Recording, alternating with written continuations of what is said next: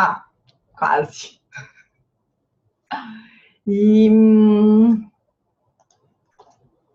então, vou até colocar as preces aqui, que fica mais fácil para todo mundo. Daí também a gente segue direto para a prática.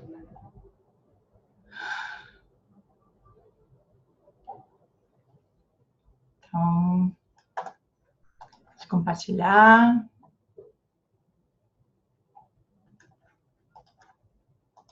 Para quem não viu a foto do grupo, vejam a foto do grupo nosso que estava lá em Viamão. Gigante, né? Uma galera. E tinha outra galera que não foi, né? Que não estava. Estava só no nosso coração. Mas quem também não viu as fotos do retiro, vejam, porque estão demais. Muito legais. Deixa eu ver um bate-papo aqui. As fotos ficaram lindas, realmente. A Michelle tem a manha. Realmente. Pena que ela foi embora antes da entrega do Cata. Então ela não fotografou as bênçãos, né? Mas foi lindo. Tá lindo de morrer. Ai, ai. Tô feliz da vida. Deixa eu pegar meu mala aqui. Descansar. Vai, então. Namo lama deshe dupeku koncho sungi ranjila Nagdan nodru senchenam chamchu ardu yapsuchi. Namo. No lama que é a corporificação dos sugatas, da natureza das três joias, eu juntamente com seres dos 6 reinos tomamos refúgio até a nossa iluminação.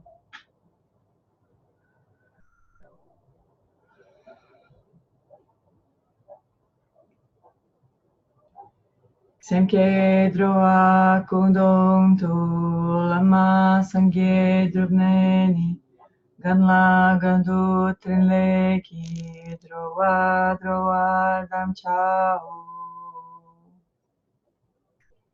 Para benefício de todos os seres, eu faço surgir o espírito de despertar e cultivo a realização do lama como Buda. Por meio de atividades iluminadas, treinarei cada ser de acordo com suas necessidades e faço o voto de liberar o mundo.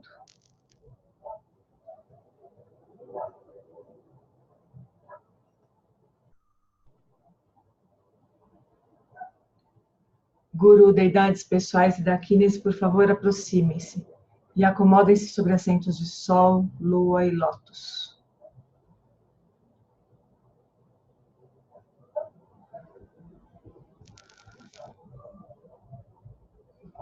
Com meu corpo, fala e mente, eu presto homenagem com reverência.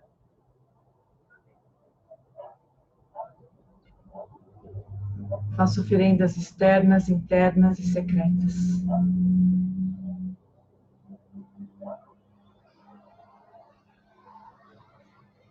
Reconheço e exponho meus samaias quebrados e degenerados, faltas e obscurecimentos.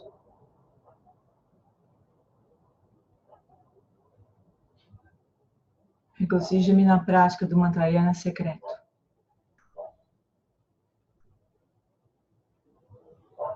Por favor, girem a roda do Dharma do mantrayana secreto que amadurece e libera.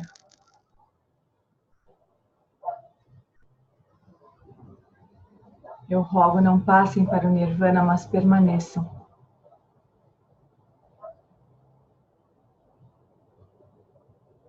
Dedico a essência aos seres sencientes.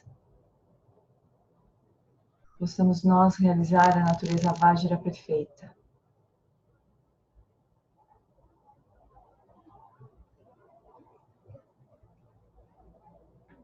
Om Again Uge Nobjan Sang Pema Gesar Dompola Yaten Chogin Odrunye Pema June Shesuda Kordu Kandro Mampe Kor Keki Chesuda Druki Jinge Lapche Sheksu So Guru Pema Siddhi.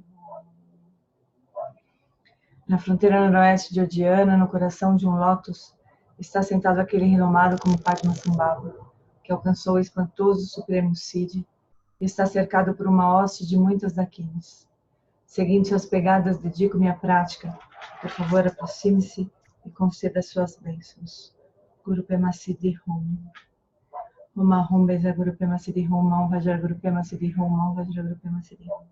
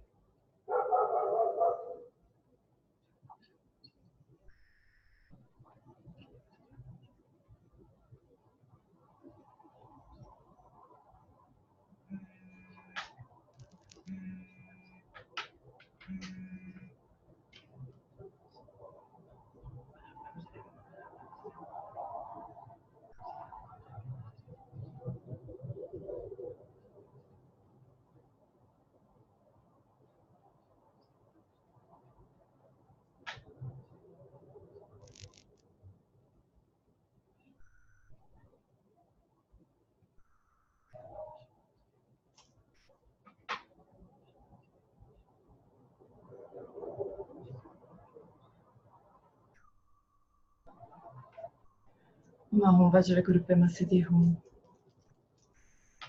Sentindo a presença de Guru Rinpoche na nossa frente, então nós recebemos as 4 iniciações. De uma sílaba Om branca na fronte de Guru Rinpoche, parte uma luz branca que penetra pelo topo da nossa cabeça, preenchendo todo o nosso ser, purificando todas as ações negativas de corpo, abençoando o nosso corpo.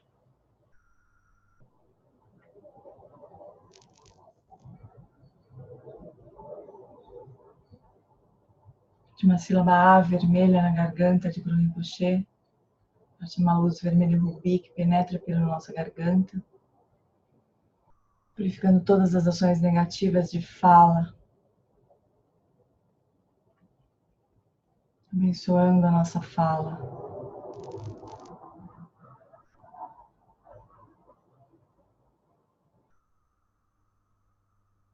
De uma sílaba Rum azul no coração de Guru Rinpoche, parte uma luz azul que penetra pelo nosso coração, purificando todos os obscurecimentos de mente, abençoando a nossa mente.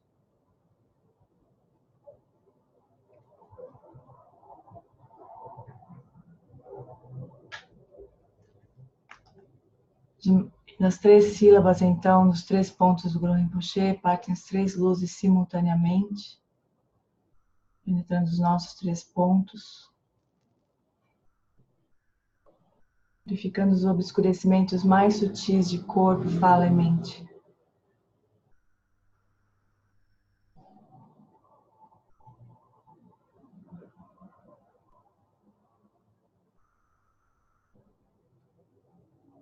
Guru Rinpoche então passa para o topo da nossa cabeça, diminuindo em tamanho, olhando na mesma direção que nós. Se dissolve em luz, penetra em nós até o nosso coração e nós nos tornamos indivisíveis. Em corpo, fala e mente Vajra de Guru Rinpoche.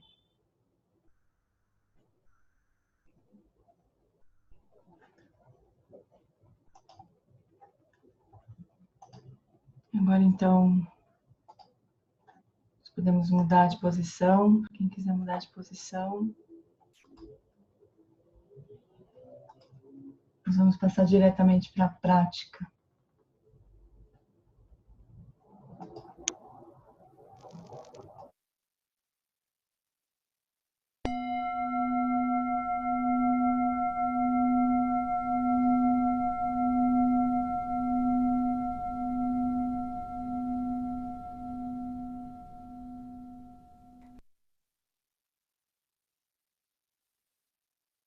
In a smooth transition from resting in the indivisibility of your own body, speech, and mind, with the three vajras of Padmasambhava, rest your body, speech, and mind in their natural state. Nessa transição suave, repousando no seu corpo, fala e mente, indivisível do Vajra de corpo e fala e mente, do Vajra nascido do lago, deixe o corpo, a fala e a mente repousar em seus estados naturais.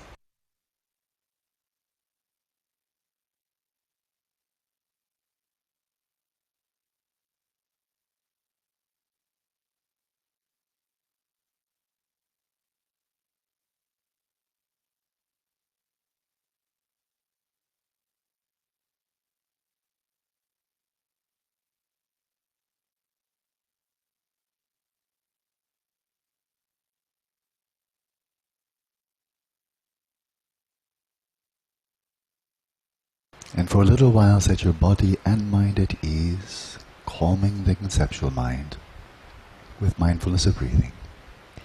E durante alguns instantes, estabeleça corpo e mente em conforto, à vontade, acalmando a mente conceitual com a atenção plena à respiração.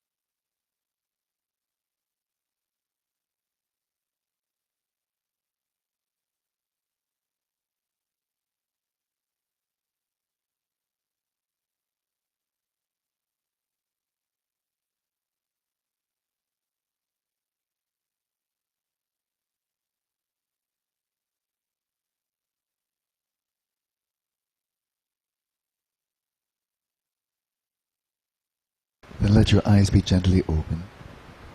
Então abra levemente os olhos. Rest your awareness evenly in the space in front of you.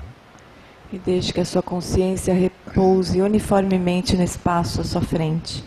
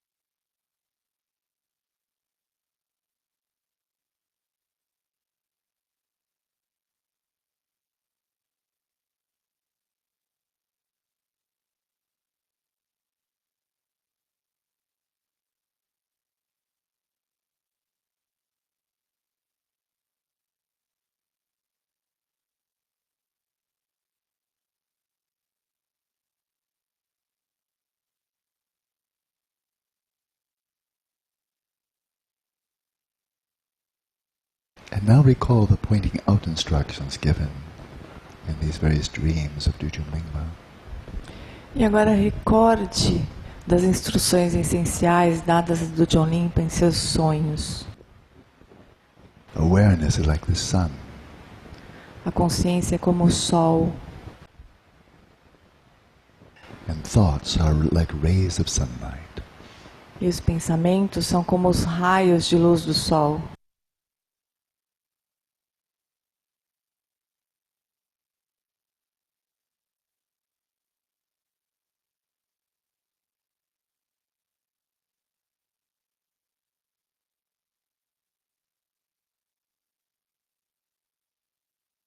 And the thoughts and appearances that arise to awareness are self-knowing and self-illuminating. Mas os pensamentos e as aparências que surgem na sua mente se autoconhecem e se auto-iluminam.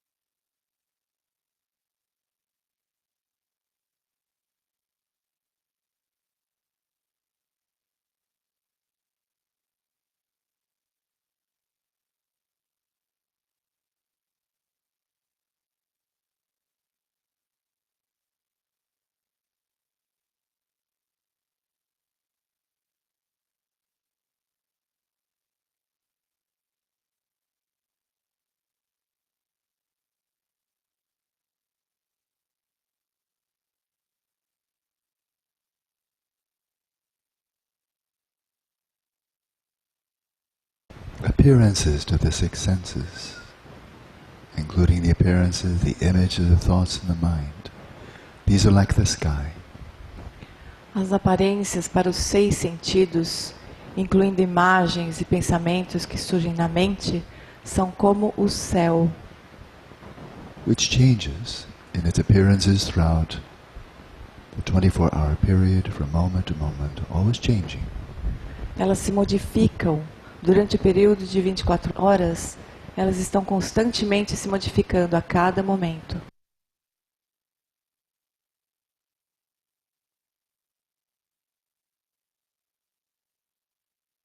While awareness is like space, Mas a consciência é como o espaço, not occasionally still and then moving, but primordially still. ela não fica ocasionalmente quieta, então se move, mas ela é primordialmente quieta.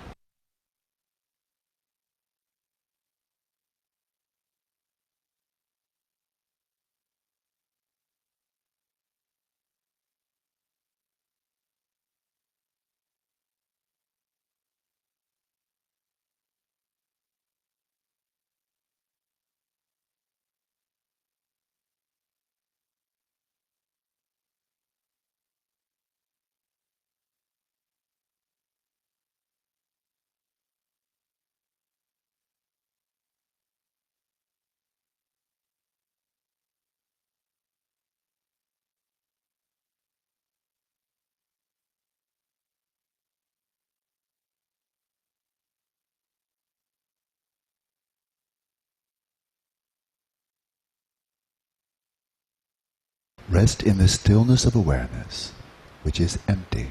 Repouse na quietude da consciência, que é vazia, The center of the mandala, no centro da mandala.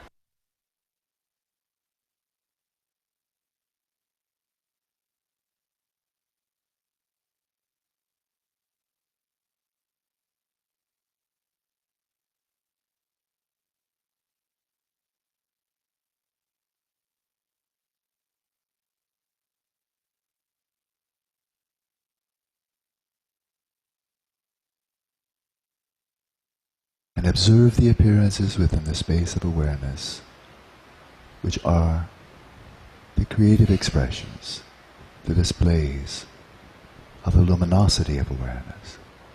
E observe os pensamentos que surgem no espaço da consciência e que são expressões criativas, manifestações da luminosidade da consciência.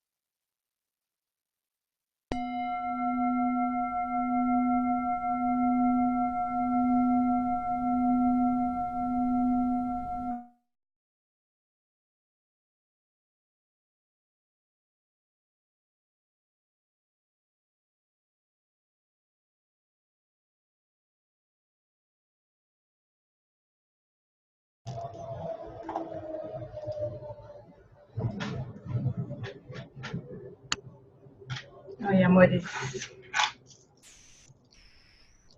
Bem?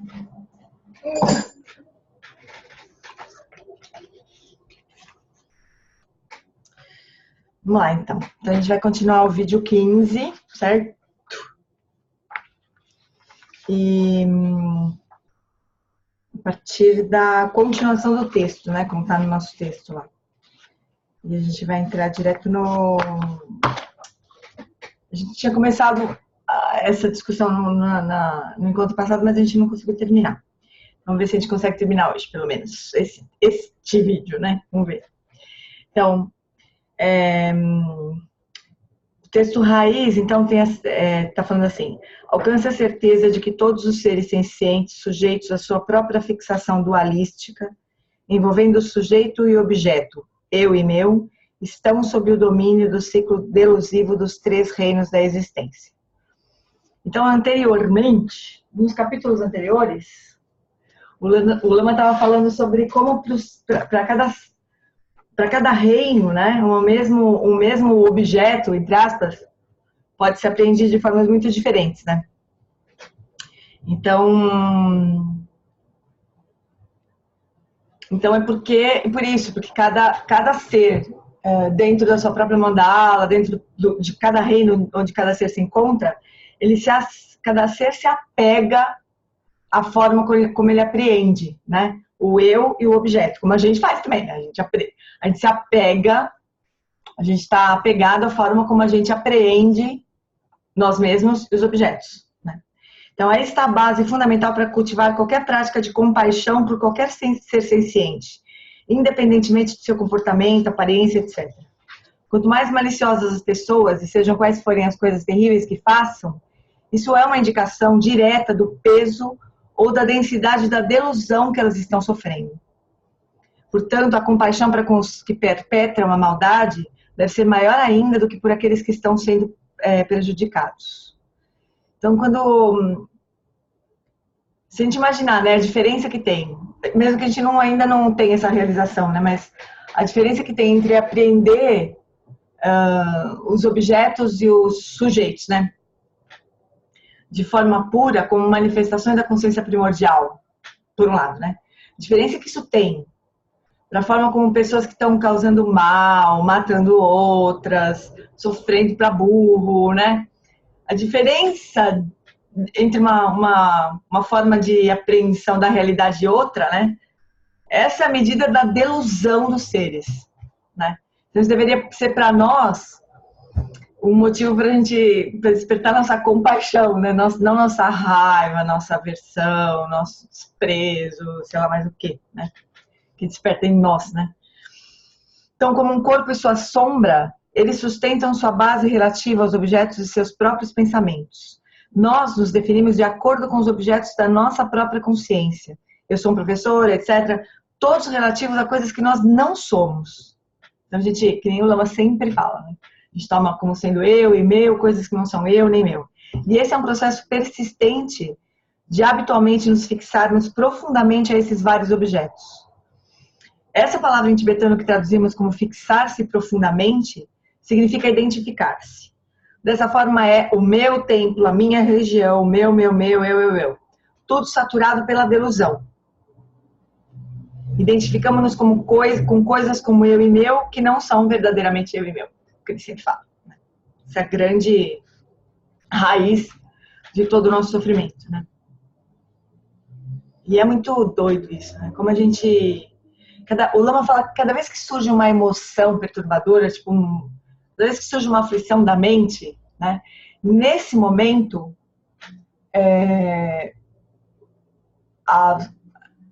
no momento em que a gente está passando por um episódio de raiva, ou qualquer apego, qualquer coisa, essa reificação, né, essa identificação e tudo mais, é um apego, né, o que não é eu nem meu, como sendo eu e meu, é onde isso está mais evidente, mais cristalizado, assim. Repara, ontem eu estava voltando lá de Joinville, né, assim, ó, tava lá em Joinville esse fim de semana, né? Aí ontem tava voltando de lá e eu tive uma crise de raiva Natan, né? Que me fez despachar uma mala, uma mochila, que tava meu laptop dentro, quer dizer, eu tive que pegar o meu laptop na mão, levar o laptop na mão, e eles não quiseram despachar a mochila. Aí cheguei no avião, tava cheio de lugar no negócio lá de mala, né? Você não precisava, que desorganização. Ah! Que praticando tempão, assim, que tava na poltrona, já usando, né, todos os recursos que eu tinha no momento, assim, né, de deixar a raiva, observa a reivindicação do eu, de quem quer que aparecesse. No caso, não tinha nenhuma pessoa, né, porque não era raiva da Tan. Como assim da Tan, né? É muito engraçado, né? Aí é muito gozado mesmo ficar olhando isso acontecendo, porque dali a pouco você não tem o que fazer, principalmente quando você não tem muito o que fazer, né? O avião tava decolando, eu já tava segurando o computador na mão mesmo, não tinha mais nem o que fazer, né? Então, também nesse caso nem restava muita alternativa pra mim, eu tinha mais que deixar a raiva passar, né? Pra não ficar me envenenando, mas é engraçado como fica tudo muito denso, né? Muito denso. Essa hora que a gente precisava pegar e falar, é aqui que eu tô, por isso que eu tô no Sansara. Por isso exatamente que eu tô no Sansara, né?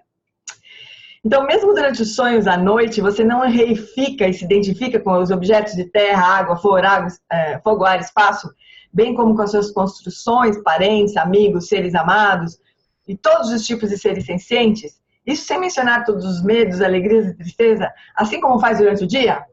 Claro que sim, né? A gente sonha com as coisas mais bárbaras, absurdas do mundo e acha que tudo é muito real, como é agora pra gente, né? A Lana tá falando que eu e meu é uma raiz pela prágina. Como assim prágina? Não entendi. Era do... Você falou, nesse momento que a gente deveria praticar, olhar, prágina, via prágina. Sim, pode ser prágina, pode ser simplesmente, como ensina o Lama mesmo, o Alan Watts, o Tenzin Rinpoche, deixar aquela emoção, aquele conteúdo que está na mente se manifestar sem reagir e aquilo desfaz na tua cara, né? Se você não jogar gasolina. Mas você pode observar o eu e pensar quem tá com raiva, ver se você encontra esse eu, né? Dá pra fazer muita coisa. Mas a gente quer mesmo pular na garganta de um, né? Impressionante, né? Impressionante. Aí vinha o cara, eu tô engraçado, vinha o coitado do aeromoço lá, que não tinha nada a ver com a coisa, eu já tinha uma vontade de olhar pra ele torto, assim. Eu pensava assim, a hora que ele vier me oferecer água, eu não vou aceitar. Belo desaforo, né, que eu tava fazendo com o cara. Só rindo, meu, putz grila. Caramba, é muito engraçado. Bom, então, a gente faz isso na vigília e no sonho, né? Onde não tem coisa nenhuma mesmo. Então, há duas dimensões de delusão operando aqui. E ele se refere a elas de forma bem concisa. Uma é a identificação com o eu e meu, totalmente enraizado nessa rede de fixação delusiva ao eu sou, eu e meu. Assim que isso acontece, quando algo agradável surge, lugares, objetos ou coisas abstratas como reputação, o apego, a fixação e o desejo surgem para mim e eu tenho que ter isso. Então, logo que algo surge no caminho desse desejo, algum obstáculo, né, um barche, alguma coisa que se interpõe, surge a raiva, a agressão e a hostilidade, porque é meu desejo que vocês estão bloqueando. Exatamente o que aconteceu ontem, né? Exatamente. Eu só queria ficar pensando assim, o que é que eu queria, né? Por que surgiu essa raiva? O que é que eu queria? Eu só queria sentar na poltrona e colocar minha mala em cima de mim, onde eu pudesse ver, né? Uma mala que não tem nenhuma proteção. Aí eu lembrava de uma história triste que eu vi a minha mala chegando. Eu tava olhando assim pelo vidro do aeroporto, os caras colocando minha mala na esteira e quebrou o zíper na mala. E aí estourou todas as roupas, ficaram todas as roupas pra fora, assim. Aí eu olhando a mala, falei, nossa, coitada da pessoa. Quando eu vi, era a minha mala. Porque os caras guardam essa mala de qualquer jeito, né? Então eu pensando, é uma coisa maluca o que acontece, né, nessa hora, uma coisa idiota, né? Mas uma coisa idiota que, sei lá, podia, em outra circunstância, pode dar uma confusão desgraçada, né? Então, o barche, esse obstáculo entre o que eu desejo, que no caso era só sentar na poltrona com a minha mala perto, né? E não ter que carregar meu computador na mão, num saco de lixo. O barche era a Tan, que além de tudo é uma figura jurídica, né? Surgem a raiva, a agressão e a hostilidade, porque é o meu desejo que você está bloqueando. Os 3 venenos são uma dimensão, uma camada. Dentre esses 3, a delusão é definida como um apego a um eu e meu que não são realmente eu e meu. Então essa é a delusão, né? Por conta dessa delusão, que tem a ver com o javali, com a ignorância, então surge o resto. Portanto, logo que desenhamos essa linha imaginária, onde de um lado temos o eu e o meu, incluindo o meu hemisfério, as pessoas que falam a minha língua, etc., tudo que está ao meu lado deve ser protegido. E tudo que está do lado de lá da linha é dos outros. E por isso, devo me defender deles. Porque eles são uma ameaça. Isso é, assim, né, desenhado como é que é a confusão. Agora, só de pensar a dificuldade que a gente teria de transpor isso, né? O Lama Santen tem falado muito em ampliar a visão, né? E ampliando aos poucos, assim, né? Porque de uma vez só, não sei nem como é que seria, assim, de uma vez só isso se derrubar, né? Quando eu fico pensando socialmente, assim, também. Parece que socialmente as pessoas só se incomodam quando toca na pele delas mesmo, né? Quando toca diretamente a vida delas, assim, né? Então, talvez ampliar um pouco a visão seja pelo menos um pouco menos estreita, né? A visão um pouco menos estreita, assim. A partir daí temos o apego ao meu lado e a aversão, o medo, a ansiedade ou hostilidade com relação ao outro lado. Desse modo, Samsara gira para sempre. É uma delusão tão absurda. 150 anos atrás, nos Estados Unidos, a escravidão ainda era considerada normal. Nesse caso, a identificação com o eu era a cor da pele. Se a pessoa tivesse a cor da pele escura, ela era inferior. Por isso nós escravizávamos, torturávamos e matávamos como queríamos. Isso é insano. Ainda existe racismo nos Estados Unidos e ainda continua se baseando no cabelo e na cor da pele. Nós rimos como se estivéssemos brincando, mas isso não é uma piada. E a quantidade de sofrimento que surge desse comportamento é inconcebível. Bom, não precisa nem pensar muito, né? Então, para essa camada de delusão, desejo e hostilidade, há um bom remédio dentro do Shravakayana, do budismo Theravada, feito para remediar e curar essa dimensão de delusão e sofrimento. Mas há uma camada mais profunda, que é investigar a vacuidade do eu, né? Mas há uma camada mais profunda de delusão que não é nem tocada por esses remédios. Em um sonho não lúcido, podemos sofrer muito devido ao apego ao eu e meu e com desejo de hostilidade. Mas mesmo que toda essa camada seja eliminada, você ainda é vulnerável ao sofrimento, né? Se a gente eliminasse só as emoções perturbadoras ou as aflições, mas mesmo assim, né, ainda seremos vulneráveis ao sofrimento. Isso acontece devido à reificação. Identificar-se não só ao eu e meu, mas fixar-se aos fenômenos como tendo existência inerente. Assim que isso acontece, você está pronto para sofrer. Então, Theravada, no budismo Theravada, vamos ver, ele vai falar aqui. No budismo, o cânone Pali não aborda muito essa questão, porque no budismo Theravada eles trabalham muito com a vacuidade do eu, mas não com a vacuidade dos fenômenos, né? Já o Prajnaparamita, o Nagarjuna Madhyamaka tratam diretamente desse assunto, né? Então, eles tratam da convergência de todos os fenômenos junto com o eu, né? Apenas tratando dessa camada é que você pode falar de liberdade irreversível do samsara. Senão é só uma liberação, não é a iluminação, né? O Arhat, que atinge o Nirvana, ele tem a realização da vacuidade do eu, mas ele não tem a realização da vacuidade dos fenômenos. Então ele não pode andar no samsara porque se perturbaria, né? Ele se recolhe completamente para o Nirvana. Então isso não é a liberdade irreversível do samsara. Se você ficar somente na superfície, na primeira camada, a camada mais profunda de sofrimento ainda estará ali devido à reificação. O Prasangika Madhyamaka pontua que para atingir a liberação do samsara, não é suficiente livrar-se do eu e meu, pois ainda haverá a delusão fundamental de apegar-se a qualquer coisa como tendo existência inerente. Prajnaparamita é de fato necessário. É impossível se liberar e ainda estar deludido com relação à natureza da realidade.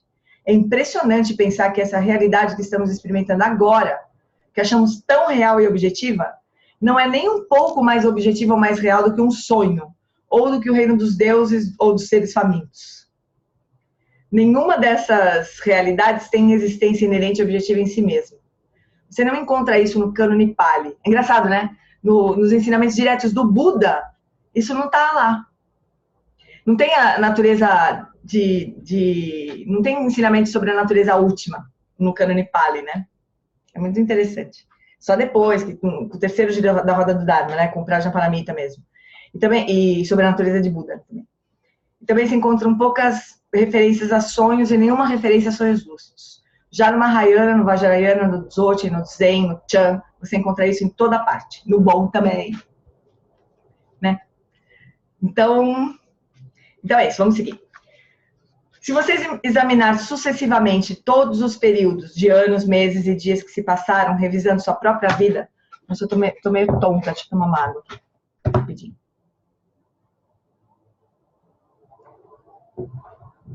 Eu passei muito bem de ontem para hoje.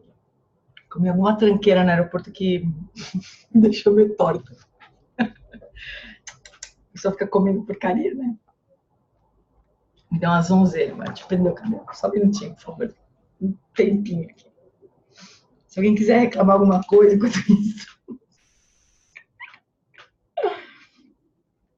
É que eu acho meio contraditório você ter realização da vacuidade do eu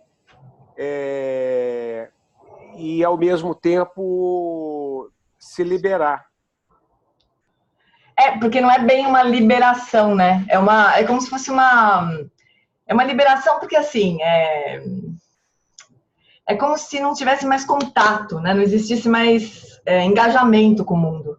Tá bom, mas se eu, por exemplo, se eu tenho a liberação, se eu tenho a realização da vacuidade do eu, não há eu que vá para o nirvana. Então, assim, esse desejo de alcançar o nirvana não faz sentido com a vacuidade, a realização da vacuidade do eu. É só um negócio que bateu, ficou assim na cabeça. É uma liberação relativa, assim. É como se fosse uma liberação, assim, frente...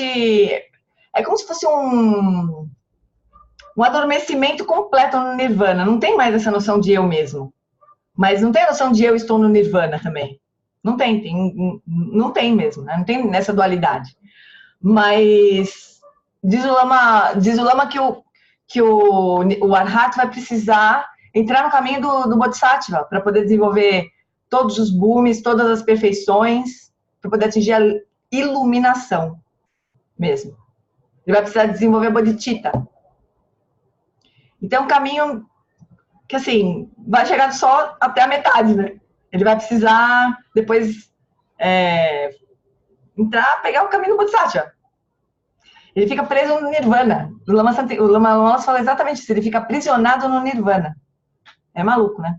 Melhor a gente cultivar a bodhicitta de saída, para não precisar voltar para trás depois. Então, se você examinar sucessivamente todos os períodos de anos, meses e dias que se passaram, revisando sua própria vida e todo o seu ambiente, amigos, seres amados, propriedades e casas, olhando para trás na memória, eles não são diferentes de sonhos sutis ou grosseiros. Então, é essa ideia que o Lama fala, né, que as lembranças que a gente tem, elas não faz muita diferença se foram coisas que a gente viveu de fato ou se a gente sonhou. É muito louco isso. É muito louco. Sonhando ou acordado, quando você olha para trás na memória, qual é a diferença entre uma lembrança que chamamos de relevante e uma lembrança de sonho da perspectiva do presente? Imagina só a memória, né? Não as consequências, mas só a lembrança, assim, da experiência que a gente teve. De verdade, entre aspas, né, que a gente viveu mesmo, ou em sonho. Né? Qual que é a diferença que tem entre as duas? Né? Qual dessas memórias é mais real? Do estado de vigília ou do sonho? Não há diferença. Um comentário sobre a próxima fase. Em muitos lugares da Ásia, Índia, Tibete, Mongólia, China, Japão, eles usam tradicionalmente o calendário lunar. Existem sempre 12 ciclos completos da Lua em um ano, então são 360 dias em um ano. Não é ruim, só não é baseado no ciclo solar de 365 dias. É só um ano base, só uma base diferente. Só para explicar a próxima sentença aqui. Além do mais, não há a menor diferença entre os 360 dias de aparências e as 360 noites de aparências de um ano. Né? Que é o ano, 360. que é quando você está dormindo ou sonhando, e as diurnas, exceto o mero grau de sutileza e densidade dessas experiências. Então, as experiências da vigília, elas são mais grosseiras, vamos dizer assim, são mais densas, né? E a dos sonhos pode ser densa igual, né? Às vezes a gente não tem, às vezes, sonhos que a gente fala, nossa, esse sonho foi muito real. A gente não fala isso. Porque a experiência parece ser muito densa, né? Mas é sonho, né? E depois a memória das duas coisas não tem diferença. Ele sempre conta a história dos pais dele, né? Eu acho que a gente já comentou também. Dos pais dele, que fizeram... quando os pais deles se aposentaram, né? Eles eram professores universitários. Quando eles se aposentaram, eles viajaram o mundo. Fizeram cruzeiros, assim. Mais de 50 cruzeiros no mundo inteiro. E daí ele falava assim, qual que seria a diferença, né, depois das memórias que eles tinham das viagens infinitas que eles fizeram e de sonhos que eles podem ter tido, né? Assim, porque ele usa dos pais porque memória de viagem, eles tinham muitas memórias de viagens, né? Que depois se confundem, já não... aliás, eu estava falando sobre isso em algum lugar, acho que lá em Joinville eu estava falando sobre isso, sobre a história da memória. E uma pessoa me lembrou que tem uma série na Netflix super legal chama Explicando a Mente. Não sei se vocês já viram. É bem legal, porque a parte de meditação que eu sei um pouquinho, eu conheço um pouquinho mais das pessoas, assim, são boas referências que eles usam, sabe? O Richard Davidson, o Mathieu Ricard, né? Então, são boas referências. E a da memória é super interessante. Eles mostram como, eles fizeram um estudo de como na época do 11 de setembro, as pessoas relatavam coisas que elas se lembravam que não podiam ser verdadeiras. Tipo assim, uma menina falava que ela lembrava da fumaça que apareceu na janela de onde ela trabalhava. E era impossível, porque a janela não dava pro World Trade Center. Não era possível ela ver, né? Mas acho que ela misturou a memória do que ela via na televisão com a memória do que ela realmente viu e grava aquilo, né? Daquele jeito. É muito interessante, né? Mas isso não é bem para estudar a memória, né, que a gente está lendo essa parte aqui. A gente está lendo essa parte só para a gente desenvolver pelo menos uma compreensão ou uma aspiração, né, de aprender a realidade que a gente acha muito objetiva e verdadeira, real, né, concreta, como sendo tão insubstancial quanto o tecido do sonho durante o sonho, né? Durante a noite, na verdade. Então, geralmente as aparências diurnas são grosseiras e duram mais, enquanto as aparências de sonhos são mais sutis e mais curtas. Mas fora isso, não há diferença. Nesse ponto ele faz uma pergunta muito interessante. Ele se refere às aparências. Para onde vão os sujeitos e os objetos das aparências diurnas à noite? Então, tipo, uma pergunta, as aparências, não é o armário do meu quarto, a minha super famosa garrafa, não é isso. As aparências, as imagens, os sons, tudo que está no nosso substrato. Para onde elas vão durante a noite, né? Ele fala assim, as aparências não estão ali esperando você acordar. Elas dissolvem no substrato. Quando você acorda de manhã, elas surgem de novo no substrato, né? Só para a gente lembrar desse conceito que ele vai de novo retomar no retiro desse ano e tudo mais. A gente vai ter tempo de falar disso de novo, né? Mantenha em mente que tudo que sabemos sobre a realidade, seja você um cosmólogo, um físico ou um poeta, é apenas através de aparências para a consciência, né? Esse ponto aqui, para mim, foi o que mais mudou a minha vida, basicamente, né? A gente entender que tudo que a gente apreende sobre aquilo que a gente chama realidade são aparências, ou seja, são percepções dos nossos sentidos. Isso pode parecer óbvio, mas muda tudo quando a gente pensa, né? Nunca pulamos fora disso de forma independente das aparências e da mente. Ninguém, nem mesmo o Buda consegue fazer isso. Então, o que acontecerá com todas essas aparências dos 6 sentidos que aparecem agora quando formos dormir esta noite? Elas continuam ali esperando por nós? Quando abrimos os olhos, elas já estavam ali esperando? Ou elas simplesmente somem? O que acontece com elas? À noite, geralmente, sonhamos. Os cientistas dizem que uma pessoa comum tem de 4 a 7 ciclos de sonho por noite. Portanto, o que acontece com as pessoas em circunstâncias do sonho quando você acorda? Ou de um sonho para outro, né? Elas ficam naquele outro sonho, acontecendo alguma coisa lá, e você já não está mais vendo? Ou elas se somem no substrato? É engraçado a gente pensar isso, mas é porque é a mesma coisa da vigília, né? A operação da nossa mente é exatamente a mesma. O diferente é que na vigília tem alguma coisa do outro lado, né? Que a gente tá, que é a base da designação e das aparências e tudo mais. Mas em termos de aparências é a mesma operação da mente. Portanto, o que acontece com as pessoas, as circunstâncias do sonho quando você acorda? Para onde que elas vão? Elas estão esperando por você até que você durma de novo, como um funcionário de licença? Elas não vão para lugar nenhum. E não estão esperando em um armário de sonhos. Quando você adormece, as aparências do estado de vigília também não ficam esperando por você em algum lugar. Quando você acorda do sono profundo, todas as aparências surgem com frescor. Porque a consciência surge com frescor. Não existe aparência sem a consciência da aparência, né? Elas são coemergentes, né? Então, isso se a gente... Isso é óbvio, né? Porque se a gente entende que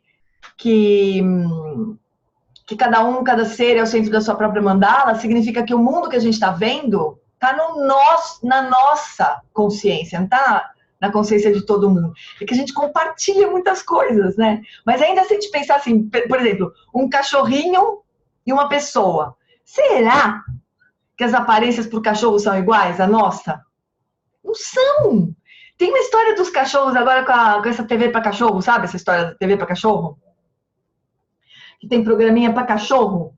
Porque antigamente, as televisões que existiam, sei lá, alguns anos atrás, elas não tinham eu não sei explicar direito, um número de quadros por segundo, assim, vamos dizer, que o cachorro pudesse ver como continuidade. Ele via como se fosse assim, como se fosse uma projeção rápida. Então, ele não percebia aquilo como movimento, ele nem identificava direito aquela imagem. Possivelmente era meio que um borrão, né? Então, certamente, os cachorros não apreendem a mesma coisa que a gente. As aparências para ele não são as mesmas que são para a gente. Então, é super interessante a gente pensar nisso, né? E a gente também só apreende o que os nossos sentidos físicos permitem. O Lao Tzu falava isso e eu não entendia. Ele falava assim, nós só vemos o que... Como é que ele falava? Acho que ele falava... O que pode ser visto. O que pode ser visto, exatamente. Cacilda, o que ele tá falando, caramba? Só vemos o que pode ser visto. Puta, óbvio, né? Mas é isso, ele tava querendo dizer que a nossa experiência de mundo, ela está condicionada pelos nossos sentidos físicos, né? Fora os seres de diferentes reinos que veem a mesma coisa de várias formas diferentes. Claro, exatamente.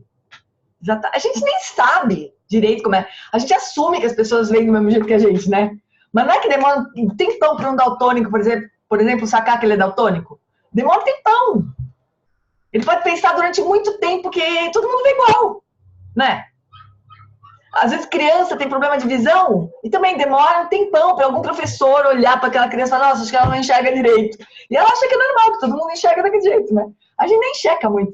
Mas não deve ser muito diferente, assim. Mas certamente né, a experiência que a gente tem, quer dizer, o tipo de aparência que surge para nós depende dos nossos sentidos físicos, depende da consciência naquele momento, está presente ou não está, né? Então, por exemplo, eu sei que atrás de mim, bom, eu tô olhando pela câmera, né? Mas atrás de mim tem quadros ali. Se eu não olhar, puta, eu olho de qualquer jeito, porque na frente tem um vidro que reflete. Mas se eu não olhar para trás, esse lado eu não tô vendo em lugar nenhum. Se eu não olhar para esse lado, eu não vou ver o quadro do budismo com atitude aqui. Então a aparência do quadro do budismo com atitude não existe para mim, porque eu não tô consciente dele, né? É muito louco isso aí. O Sérgio fala assim, o Ocidente teve que esperar por Kant, William James e Wittgenstein para apropriar-se dessa ideia, que a rigor nunca entrou no mainstream filosófico. Nunca entrou. Porque se entrasse, né, a descrição do surgimento do universo, seria outra. Como é que a gente sabe do Big Bang se não se fala em consciência? Não? A Lona sempre fala disso. Como é que a gente pode descrever uma experiência, né? Como é que a gente pode descrever alguma coisa sem considerar que tinha uma consciência ali, né? Não faz sentido. Não faz sentido descrever coisas se não existia consciência, se não se descreve pelo menos a consciência ali naquele momento, né? É muito louco isso.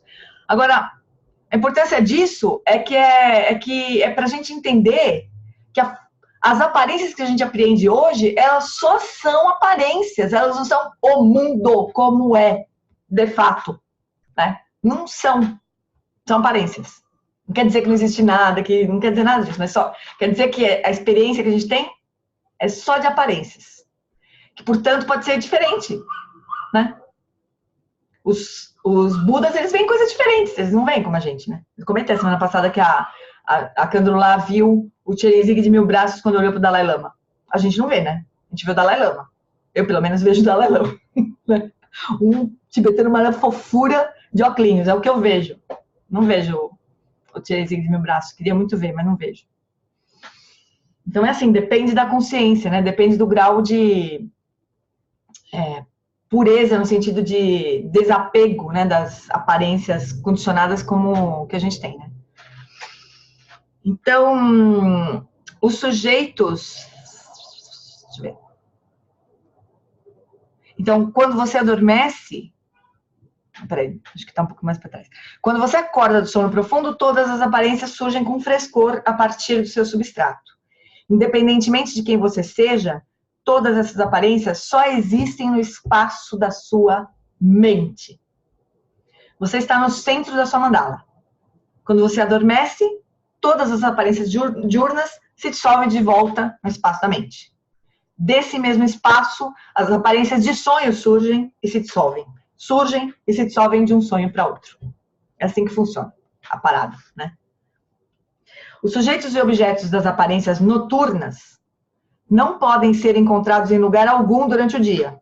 A gente fala, óbvio, né? Só que não é o que a gente acha com relação às aparências diurnas, né? Então, os sujeitos e objetos das aparências noturnas não podem ser encontrados em lugar algum durante o dia. Procure ver se eles estão escondidos em algum lugar e descobrirá que eles são semelhantes. Eles são semelhantes, eles nada mais são do que a sua própria mente. Poderíamos passar um mês inteiro falando sobre esse próximo tópico. A existência do universo cessa quando você dorme. O seu universo. Se é esse o caso, então ninguém mais poderia prejudicá-lo enquanto você dorme, porque ninguém estaria ali. Às vezes, alguém pode ser baleado enquanto dorme. A bala não deixa de existir só porque a pessoa não está olhando, né? E ela toma tiro, né? A pessoa que dorme não está consciente disso, mas de repente morre. Portanto, esse é um ponto profundo do Madhyamaka.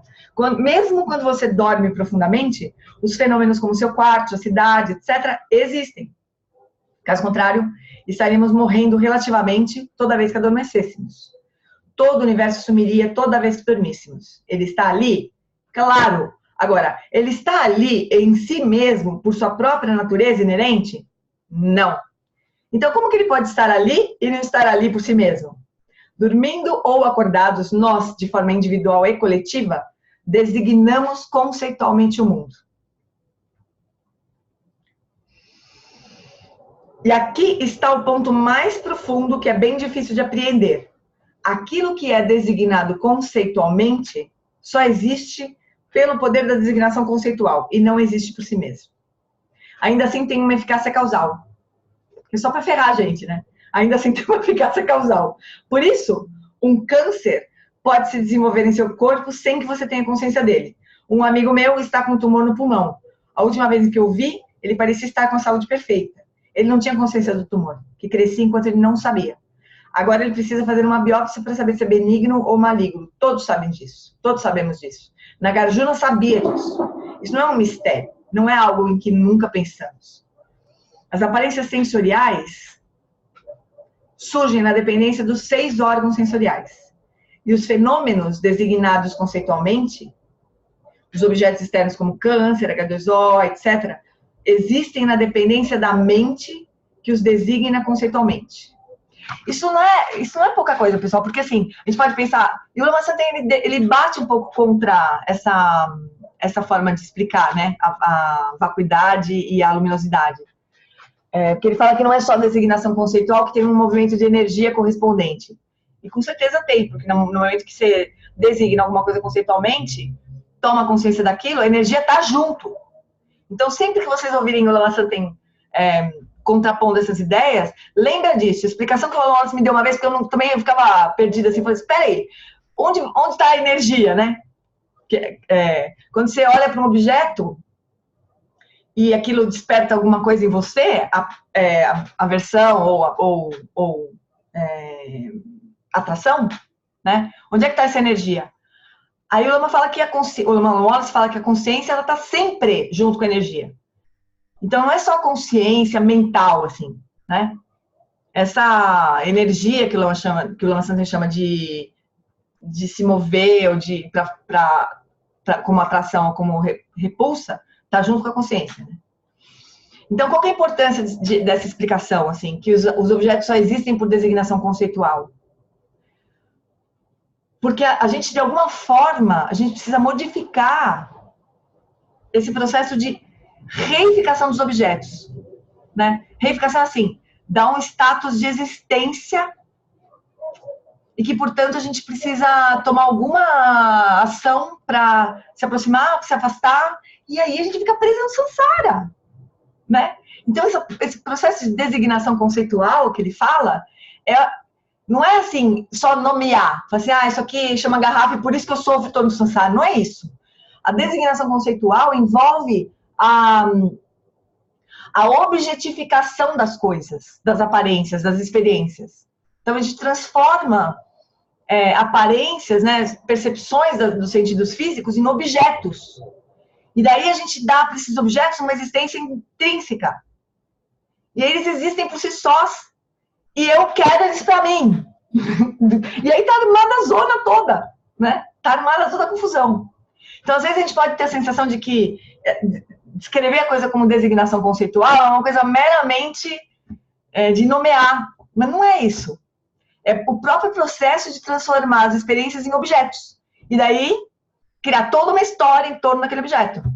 E é por isso que a gente está girando no samsara até hoje, né? Então, aquilo que é designado conceitualmente só existe aquilo que é designado conceitualmente, ou seja, os objetos e os sujeitos, né?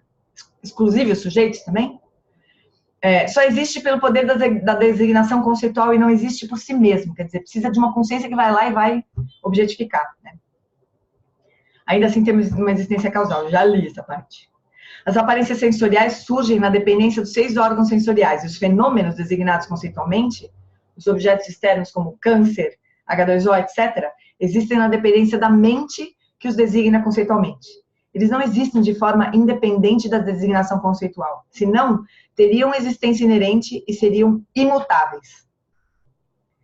Né? Se não dependesse da mente, eles seriam existentes e imutáveis. Né?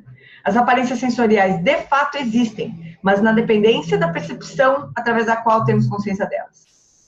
Felizmente, vocês têm o Lama Santen aqui para ajudá-los a investigar de forma cada vez mais profunda e completa a Prajna Paramita, que ele ensina regularmente. Não é algo que você apreende em 5 minutos, que você aprende em 5 minutos. Precisa rever e rever para que a compreensão realmente se amplie. É preciso compreensão, experiência e realização até obter confiança e realmente captar isso. E a gente terminou o vídeo 15, por fim. A gente vai precisar ver milhões de vezes de formas diferentes, né? Quem assistiu o retiro do Tenzin Wangyal, também ele explicou de um outro jeito exatamente a mesma coisa, né? Então a gente vai vendo o Lama Wallace, o Lama Santen, o Tenzin Wangyal. Um dia a gente entende. Um belo dia a gente vai, né? Com certeza a gente vai, não tem nem dúvida. E aí, amores? Muito confuso? Mais ou menos, né? Eu tenho ouvido muito Dalai Lama falar a respeito disso, sempre se referindo à relação, né, que a gente vive num mundo de relação e, portanto, ele vai lá nos 12 elos e está sempre linkando os 12 elos e vacuidade e costurando essas duas coisas. Os 12 elos é uma forma também de explicar a mesma coisa, né? Originação dependente. Mas os 12 elos, os 12 elos é uma explicação mais externa, né? Dependendo do jeito que a gente olhar. Essa forma é um pouco mais direta, eu acho, sabe? A gente podia colar no Alan Wallace mesmo. Os 12 elos é maravilhoso. Imagina, né? Imagina que eu tô falando uma coisa contra os 12 elos, imagina. é um outro jeito mesmo de explicar. Não, é outro jeito. É porque, eu não sei, ele deve ter alguma razão para fazer isso, né? Ah, claro, né? Obviamente ele tem razão, ele está tentando ajudar a gente a... É que assim, eles vão ensinando de vários jeitos que de repente a nossa mente cola mais em um jeito, né?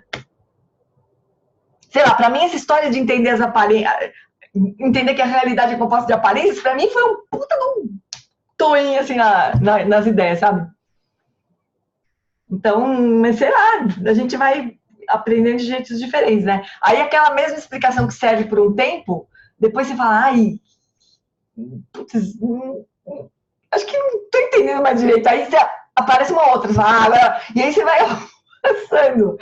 Mas o ponto, assim, que eu também acho que é super importante, assim, um pouco a gente vai precisar ter uma confiança nisso, sabe? Né? Em que, nisso que os mestres estão dizendo pra gente. Olha, a realidade do jeito que a gente aprende não é verdadeira. Tem erro aí. Tem um erro aí, né? Essa reificação, essa coisa concreta, não existe. Um pouco a gente precisa confiar. 84 mil remédios para curar 84 mil emoções perturbadoras. Exatamente. Cada um vai com uma mente entortada para um lado, né? Aí cabe uma explicação. Aí o outro vai entortado para o outro lado. Cabe outra explicação. Assim, a gente vai indo. Ouvindo 400 explicações diferentes sobre a mesma coisa. Mas é bonito de ver, né? Como que esses professores tentam, né? Se esforçam, né, Gê? Se esforçam. A explicação que o retiro que o Tenzin Wangyal deu aqui em São Paulo também foi poderosão. Foi Dzogchen em 5 linhas. Impressionante. Impressionante. Tá todo o ensinamento do Alan Watts lá. Mega bonito de ver. Agora, sei lá, né? A gente... Não sei como é que é uma pessoa que nunca viu ver aqueles ensinamentos pela primeira vez também. Não sei como é que é, porque não é o meu caso, né? Mas é muito direto também. Os ensinamentos do bom são muito diretos, né? Também é muito precioso isso, porque a gente pode se perder em coisas muito complexas, né? Em explicações muito complexas. E aí, se a gente tem uma explicação mais simples, às vezes a gente já entende e acabou. Não precisa ficar se quebrando a cabeça com explicações mais complicadas, né? Ai, que bom, a gente terminou o 15. Aí quem sabe semana que vem... Tem uma capacidade enorme de desconstruir, né? Ele vai desconstruindo e parece que ele deixa muito acessível, né? O Tenzin Wangyal? É. Tenzin Wangyal, ele pega assim, olha, pensa no seu chefe, sabe? Ele traz umas coisas muito próximas, aquela historinha do celular, ficar sempre no Wi-Fi, né? Vai trazendo coisas... Uau, né? É muito lindo isso. Eu acho muito lindo. Eu tô, assim, apaixonadona. Sempre fui, mas tô um pouco mais. Porque na verdade, assim, o Tenzin Wangyal foi a primeira vez que ele deu um ensinamento Dzogchen mesmo aqui pra nós. E era Dzogchen raiz.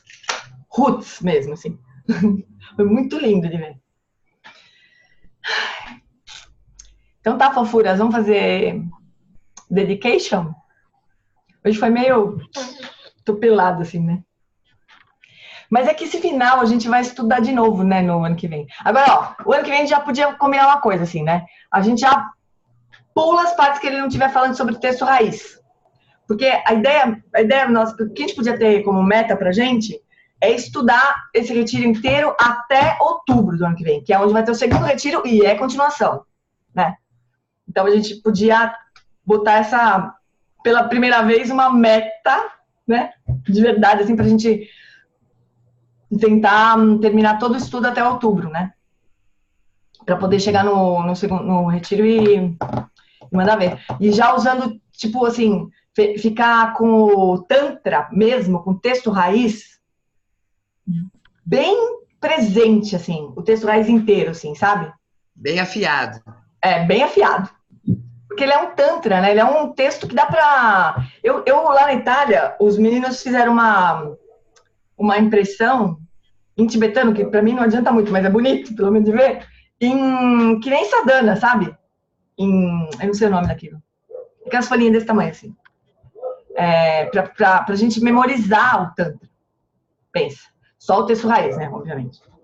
Então, a gente podia fazer isso. ter o texto raiz bem presente, assim, o tempo todo, que é curto, né? Não é longo ou raiz, o texto raiz, e tentar terminar até outubro. Beleza, amores? Então, vamos fazer a dedicação. Deixa eu projetar de novo aqui.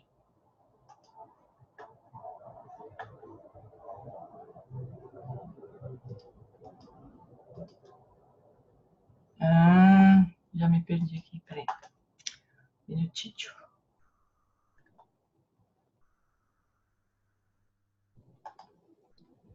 Tudo. Fica super lento o computador quando o Zoom tá funcionando. Então, vamos lá.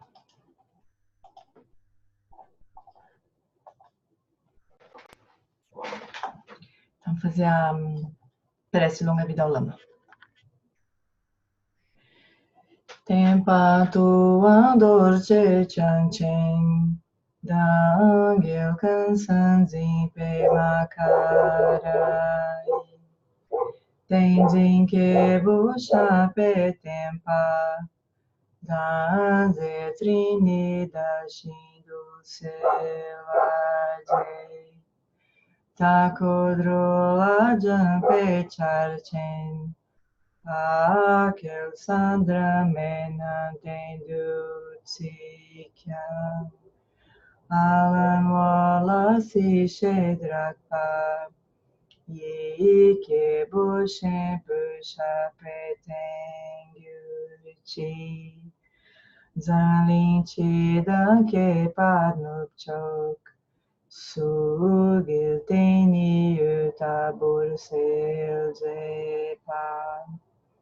Lopon ke kutse zetin, Gedro con la tapelando tripaze. Que o professor Sakyamuni, o grande Vajradhara, e aquele que sustenta todos os mistérios de todos os jinas Padmasambhava, possam firmar os pés de lótus daqueles que sustentam os ensinamentos e fazer com que os feitos do Buda brilhem como a luz do sol. Aquele que derrama uma grande chuva de amor sobre seres em terras distantes e sustenta-os com o néctar dos ensinamentos do Buda, aquele ilimitadamente afortunado, o grande ser conhecido como Alan Wallace, possa sua vida ser longa. Em Jambudvipa em geral, especialmente no Ocidente, você ilumina os ensinamentos dos jinas como a luz do sol. Ó Mestre, possam sua longevidade e seus feitos ser muito extensos e possa você guiar todos os seres no caminho da liberação.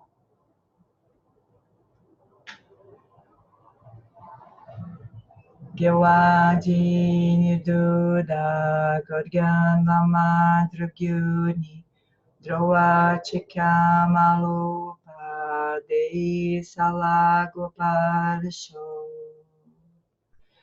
Por esta virtude, possa eu rapidamente realizar o Lama de Dhyana e possa eu conduzir todos os seres, sem exceção, a esse estado de realização.